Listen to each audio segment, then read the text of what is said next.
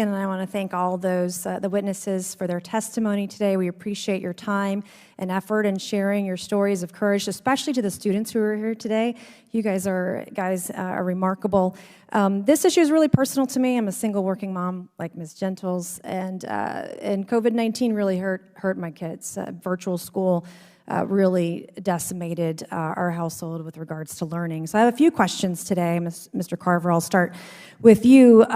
Since the start of COVID, do you know what the % of increase in mental health issues has been with our students nationwide?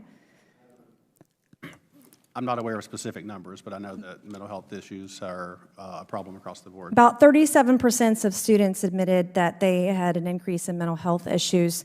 44% said that they are persistently sad, of feelings of sadness and hopelessness. Mr. Carver, do you know roughly the percentage increase in suicides from COVID-19 when kids were out of school mostly? I do not. I do know the percentage of suicides for trans students and LGBTQ students, which are very high. I know what was the percentage of that? 75% of LGBTQ students say that they are consistently miserable throughout the day. So the rate of suicides during COVID-19 increased 22% the summer of 2020 over 2019. In the winter of 2020, it was a huge increase of 39% on average.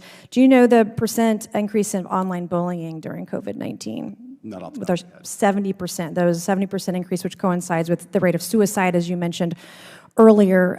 Do you know the percent of increase, or excuse me, decrease with regards to reading levels during COVID-19 when a lot of kids were home? Do you know how bad it was, how bad it decreased? I'm a teacher, so I'm aware of the losses we've had and the work we've had to do to make up for it. About 30%. And then the decreases in learning math, particularly for those students who are in virtual school, was down 50% during COVID-19. My next question, Mr. Carver, do you believe that learning pronouns or learning to read is more important to kids in school? Pronouns are a part of reading. Which one is more important, pronouns or learning to read? Just curious. Do you believe that students should be suspended from school if they don't use the correct pronouns when they're in school? I need more context for a given situation. Some students recently, I think it was last week, were suspended from school, middle school students, for not using the correct pronouns. Should teachers' unions decide, in your opinion, whether schools should close or should it be up to states and school boards? I think they should have a voice, but I don't think they should or do decide. So teachers' unions actually during COVID-19 directed and guided the CDC on school closures rather than giving that grace to states and to school boards. They were trying to twist the arms of the CDC to make those decisions for parents, for teachers, for school boards, et cetera. Do you believe that parents have First Amendment rights? I guess, Ms. Nossel, you mentioned First Amendment in your comments earlier. Do you believe that parents have the right to the First Amendment? All Americans have a right to the First Amendment. So do you believe it's okay if parents show up to school board meetings to have their voices heard, especially when they disagree with school boards? Absolutely. People have a right to have their say.